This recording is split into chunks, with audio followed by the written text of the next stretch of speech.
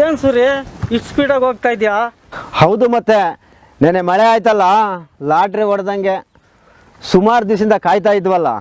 ಈಗ ಪಟ್ನಕ್ಕೆ ಬೀಜ ಥರ ಕೊಯ್ತಾ ಇದ್ದೀನಿ, ನೀನೇನು ತಗೊಳ್ಳೋದಿಲ್ವಾ? ಅವೆಲ್ಲ ಚೆನ್ನಾಗಿರೋದಿಲ್ಲ, ಅಲ್ಲೆಲ್ಲ ಬರೀ BT ಹೈಬ್ರಿಡ್ ಬೀಜಗಳು ಕೊಡ್ತಾರೆ. ಅದಕ್ಕೆ ಹಿಂದಿನ ವರ್ಷ ನಾನು ಮಳೆ ಬಂದಾಗ ಒಳ್ಳೆ ಬೆಳೆ ಬೆಳೆದಿದ್ದೀನಿ, ಅದರಲ್ಲಿ ಬೀಜನೇ ಇಟ್ಕೊಂಡಿದ್ದೀನಿ, ನಾನು ಅದೇ ಹಾಕ್ಕೊತೀನಿ. ಅಯ್ಯೋ, ಅದೆಲ್ಲ ಯಾರಪ್ಪ ಹೇಳಿದ್ದು? ಹೈಬ್ರಿಡ್ ಬೀಜ ಹಾಕಿದ್ರೇ ತುಂಬ ಫಸಲು ಬರೋದು. ಸರಿ ಆಯ್ತಪ್ಪ, ನೀನು ಆ ಬೀಜನೇ ಬಿತ್ಕೋ, ನಾನು ಸ್ವಂತ ಬೀಜನೇ ಬಿತ್ಕೊಳ್ತೀನಿ. ಆಯ್ತಣ್ಣ.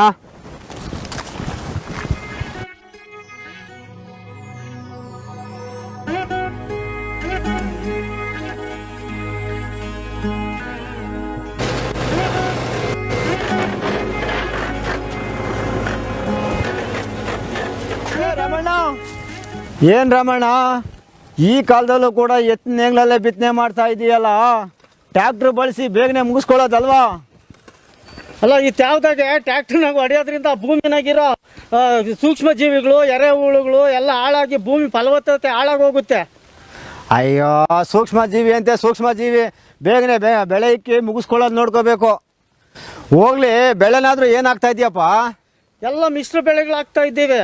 ಸ್ವಲ್ಪ ಅಲಸಂದೆ, ತೊಗರಿ, ಮತ್ತು ಮೆಣಸಿನ ಗಿಡ, ಬದನೆ ಗಿಡ ಎಲ್ಲ ಮಿಶ್ರ ಬೆಳೆ ಆಗಿ ಸ್ವಲ್ಪ ಹಾಕ್ಕೊತಾ ಇದ್ದೀವಿ. ಅಲ್ಲ ರಮಣ್ಣವ್ರೆ, ಕೆಲಸದವ್ರನ್ನ ಯಾರನ್ನಾದ್ರೂ ಇಟ್ಕೊಂಡು ಬೇಗನೆ ಮುಗಿಸ್ಕೊಳ್ಳೋದಲ್ವಾ? ನಮ್ಮ ಹೊಲ ನಮ್ಮ ಕೆಲಸ ನಾವು ಮಾಡ್ಕೊಳ್ಳೋದು ಒಳ್ಳೇದಲ್ವೇನಪ್ಪ? ಸರಿ, ಏನಾದರೂ ಬಿತ್ಕೊ ಹೋಗಪ್ಪ, ನಾನು ಹೋಗ್ತೀನಿ.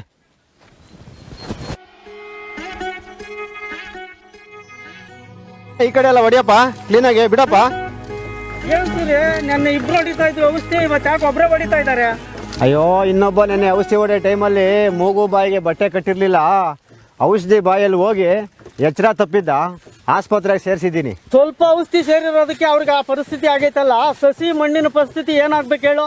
ಇದು ತಿಂದವ್ರಿಗೆ ಏನಾಗಬೇಕು, ಮತ್ತೆ ಔಷಧಿ ಹೊಡೆಯೋದಕ್ಕೆ, ವಿಷ ಹೊಡೆಯೋದಕ್ಕೆ ಖರ್ಚು ಎಷ್ಟಾಗ್ಬೇಕು ಹೇಳು? ಇಷ್ಟೆಲ್ಲ ಖರ್ಚು ಮಾಡಿ ಔಷಧಿ ಹೊಡೆದಿಲ್ಲ ಅಂದರೆ ಈ ಕೀಟಗಳು ಯಾವ ಬೆಳೆನೂ ಬಿಡೋದಿಲ್ಲ. ಅವಾಗ ಏನು ತಿಂತೀರಿ ರಮಣ? ಇಲ್ಲಪ್ಪ ಸೂರಿ, ನೈಸರ್ಗಿಕವಾಗೂ ಇದನ್ನು ಕಂಟ್ರೋಲ್ ಮಾಡ್ಕೋಬೋದು. ಹೇಗೆ ಅಂದರೆ, ಸಗಣಿ ಗಂಜಲ ಬಳಸಿ ಜೀವಾಮೃತ ಮತ್ತು ನೀಮಾಸ್ತ್ರ ಮತ್ತು ಅಗ್ನಿಯಾಸ್ತ್ರ ಇತ್ಯಾದಿಗಳನ್ನೆಲ್ಲ ನಾವೇ ಸ್ವಂತ ಮಾಡಿಕೊಂಡು ಸಿಂಪರಣೆ ಮಾಡೋದ್ರಿಂದ ಖಂಡಿತವಾಗ್ಲೂ ಇದನ್ನು ತಡಿಲೇಬಹುದು. ಅಯ್ಯೋ, ಇದೆಲ್ಲ ಹೇಳಕ್ಕೆ ಕೇಳಕ್ಕೆ ಚಂದ ಅಷ್ಟೇ, ಇದು ಯಾವುದು ಕೆಲಸ ಮಾಡೋದಿಲ್ಲ. ಅದು ಯಾಕೆ ಆಗೋದಿಲ್ಲ, ನಾನು ಮಾಡಿ ತೋರಿಸ್ತೀನಿ ನೋಡು.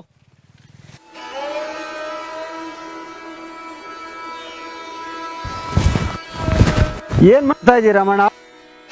ಏನಿಲ್ಲ ಕಣ, ಜೀವಾಮೃತ ಮಾಡ್ತಾ ಇದ್ದೀನಿ.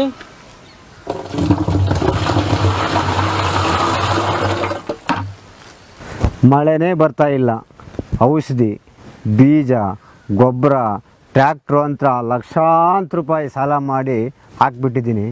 ಮಳೆ ಬಂದಿಲ್ಲ ಅಂದರೆ ಏನು ಮಾಡೋದು? ಮುಳುಗೋಗ್ಬಿಡ್ತೀನಲ್ಲ.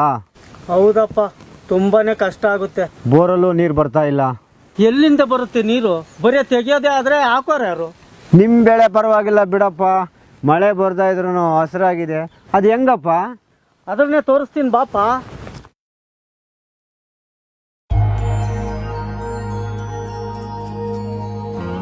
ನಾವು ಇದೇ ಮಾಡಿರೋದು ನೋಡ್ರಿ.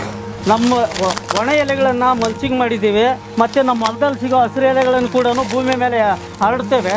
ಅದರಿಂದ ಸೂರ್ಯಕಿರಣಗಳನ್ನು ತಡೆದು ಈ ಹ್ಯೂಮಸ್ ಜಾಸ್ತಿ ಆಗಿ ತೇವಾಂಶನ ತುಂಬ ಹಿಡಿದಿಟ್ಕೊಳ್ಳುತ್ತೆ. ಅದರಿಂದ ಬೆಳೆಗಳು ಹಸಿರಾಗಿರುತ್ತವೆ. ಹೌದೇನೆ ನಾವು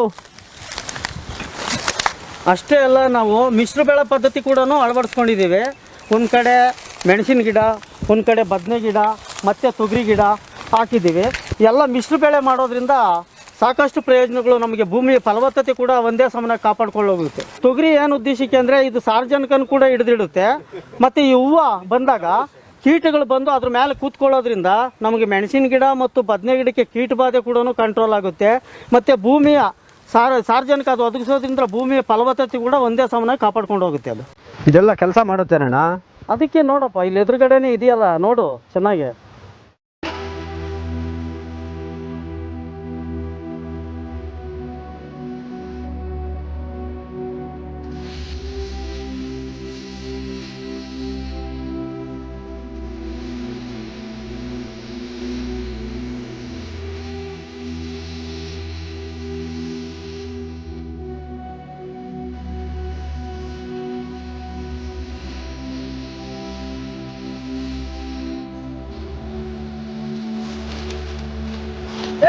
ಸೂರಿ ಏನ್ ಮಾಡ್ತಾ ಇದ್ಯಪ್ಪ ನೀನು?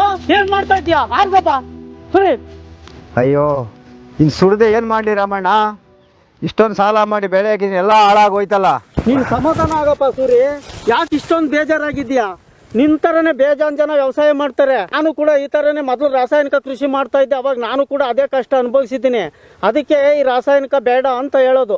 ಯಾಕೆ ಗೊತ್ತಾ? ಇದಕ್ಕೆ ಆಳುಗಳು ಜಾಸ್ತಿ, ಖರ್ಚು ಜಾಸ್ತಿ, ಔಷಧಿ ಜಾಸ್ತಿ, ಎಲ್ಲ ಖರ್ಚು ಜಾಸ್ತಿ ಬರುತ್ತೆ.